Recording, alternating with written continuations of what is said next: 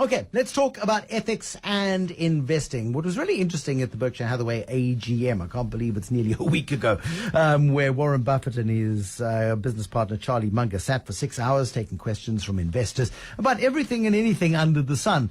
One of the questions, it wasn't really a question, it was a bit of a rant from an activist from Germany who stood up and started preaching at Warren Buffett about the sort of investments that he'd made. In particular, she had a go at him about Coca-Cola, and he is the biggest single shareholder in Coca-Cola. He harvests about $670 million a year. $1 billion a year, $1 million, sorry, what am I talking about? Yes, $1 million a year in dividends. And that's an awful lot of money in rand terms. And she was questioning him about the ethics of sugar, the ethics of obesity, the ethics of diabetes, the ethics of low wages in developing economies. And Coca-Cola is probably one of the world's most global companies. And Warren Buffett was kept, do you have a question? And she didn't have a question. She was trying to make a point. And it wasn't a point that was particularly well made, because the audience there wasn't there to listen to anybody being nasty to Warren Buffett. They were wanting to hear from Warren Buffett how he was going to make them great returns in the next quarter. So her line of questioning didn't go down particularly well. She didn't seem too fazed by that. I think she's used to being booed in public places. Eventually she was persuaded to sit down, and she went quiet for a while Buffett explained that he's a grown-up, he's an adult, he is somebody who chooses to drink 5 cans of Coca-Cola every single day of his life. He understands that Coca-Cola is full of calories, but he doesn't eat broccoli. He won't eat broccoli. He won't eat vegetables generally. And he eats like a teenager and drinks lots of Coca-Cola. It's what keeps him going. It's how he chooses to ingest his calories. And later on, she then came up to the front of the room again with a big banner, and security removed her. They did it in a nicer way than one of Warren Buffett's other investments, and that's United Airlines. Remember the guy who was carted off an aeroplane? But she was asked to leave the room, and she did. So it raises the question about the ethics of investing. And should your fund manager, should you, when you consider making an investment, consider the implications, the broader implications, the health implications, the societal implications?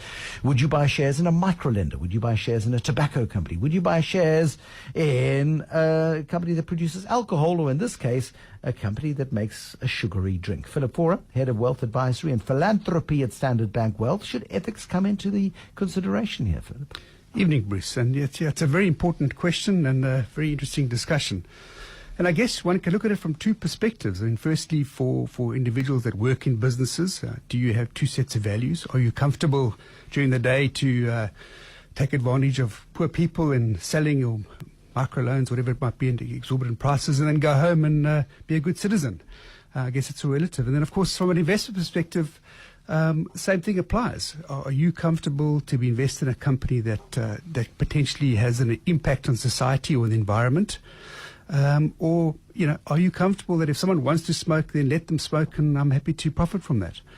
So, it's a massively flexible sort of metric, I suppose, because all of us will have different opinions on different aspects. Some people may be comfortable with mining because they believe mine rehabilitation over time will sort of negate the negative impacts of mining. And of course, there's a resource in the earth that needs to be extracted, and there's a consequence to doing that. But it improves the livelihoods of many, many people who work in the industry, and the country benefits from the revenues as a result of taxes, for example, as a result of that particular practice. With tobacco, lots of people work in the tobacco industry. It pays wages. It keeps people employed. It's a big tax generator, which goes to social causes. So there is a positive side there as well to smoking. But is there any sort of guideline for anybody who says, I'd like to actually make only ethical investments, and let somebody else judge what good ethics are? Yeah, absolutely, Bruce. And there's an increasing trend worldwide, in fact, towards what they call social responsible investing, where you are getting funds emerging. It's definitely not a perfect science, yes, and it's still a space that's trying to find its way. But where the funds often subscribe to the United Nations Principles of Responsible Investing. And you can subscribe to this body and get accredited for your funds and your investment principles, and in fact put that on your marketing blurb. And they really talk about the ESG factors, environment, social, and governance. And basically, they're looking for companies that are environmentally responsible, socially responsible, contributing to society, and of course there's good governance. Are these companies well run? And we've had many examples of that as well. So yes, as an investor, there are definitely places you can find these sort of funds where you can invest. But as you said earlier, it's a very subjective approach. It is, but it's nice to know that there is a United Nations sort of standard as to what socially responsible investing might be. I mean, I remember having a discussion with Nikki Newton-King at the JSE when she was deputy CEO before she took over, and they'd launched the Socially Responsible Index. I went, oh, that's good. And I looked at the Socially Responsible Index, and virtually every company on the JSE was on it. I went, oh, hold on a second. What's the point of having a socially responsible index if everybody can qualify for it? I mean, and she said, well, they complied. And so socially responsible investing then, if it's just a tick box thing, doesn't really work for me. But it does raise interesting questions as to what the responsibilities are. Warren Buffett is the ultimate capitalist. He's worried about governance. So he's very grumpy that Wells Fargo was opening fake bank accounts, because it meant that the staff who were opening those fake bank accounts were getting paid bonuses for lying and cheating. It didn't have any consequence for customers, but he was robbed and his shareholders were robbed, and that's what angers him. So there's socially responsible investing, but there's also where an investor expects the ethics of the companies in which they work to be pretty solid, as long as they don't impact negatively on the bottom line of the investor. Yeah. Is that problematic? I mean, that's capitalism at its purest. Yeah, but Warren did say in his talk that at the end of the day, it's all about reputation. You can't afford to mess up your reputation. I often say to my kids as well, it's the most important thing in your life, your reputation. It takes ages to build your reputation and a very short time to destroy it. And he said that, look, it's all, as long as my companies keep their reputation solid, he's happy.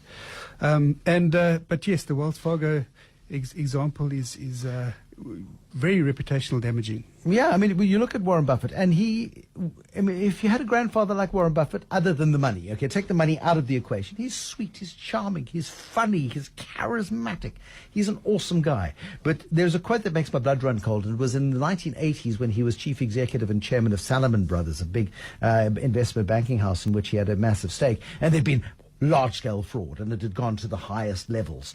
And he went to a congressional hearing on this is how serious it was, and he said to Congress, please will you investigate it? Please will you get the state to investigate? And I, as the chief executive and chairman of this company, will cooperate completely, because I don't have the legal muscle that you guys have got to investigate this, and people are lying to me, effectively. And he said, you know what, if you lose money, I can forgive you. But if you lose even a shred of your reputation, I will be ruthless. And he has been. But his own boundaries are, as long as it makes money and it's not breaking the law and it's in the lines of decent governance, it's okay. If it makes people fat and sick, not such a problem.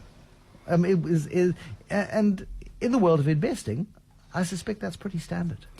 Absolutely, and it ultimately comes down to choice. I think, look, we all have to make sure that as on balance, society does the right thing, and that we move ahead.